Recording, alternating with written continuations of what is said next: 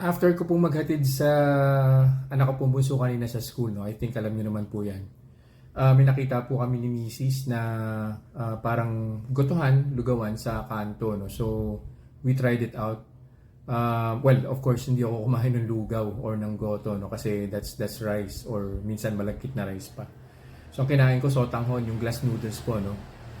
Again, no, na-curious lang ako kung ano po ba yung epekto nun. Though, meron na po akong review niyan, pero yung sotanghon po na yun is dito ko po sa bahay kinain eh. So, this time, dun po sa mismong pwesto, kanto style po siya, parang karinderya. Isang order ng sotanghon, medyo malaki po yung bowl. Tapos meron po siyang kasamang chicken, meron din pong chicken liver. Yung noodles, hindi ko naman po masyadong pinadamihan, no, yung glass noodles. Tapos umorder din po ako ng isang tokwat baboy. Maliit lang po yung tokwat baboy. So kinain ko po siya exactly 2 hours ago. So ngayon, tingnan ko lang po, kukuha lang po ako ng blood sugar and we'll see kung ano po yung naging blood sugar spike po niya.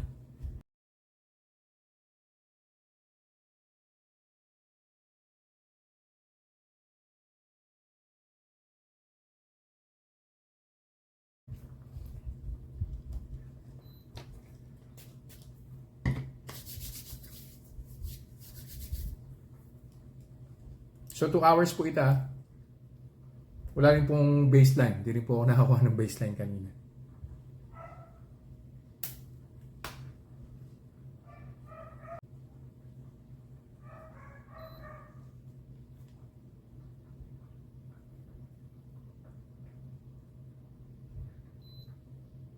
Ayan. Well, 134, no? I would consider that a full meal. Kasi marami po siya talaga. Well, nakita nyo naman po sa picture, no? So, based dun sa pinagbilin sa akin ng endocrinologist ko, wag lalampas ng 140 2 hours after mo mag-take ng full meal. So, yun po. Mabilis lang po na content for today. See you guys in the next vlog. Bye-bye.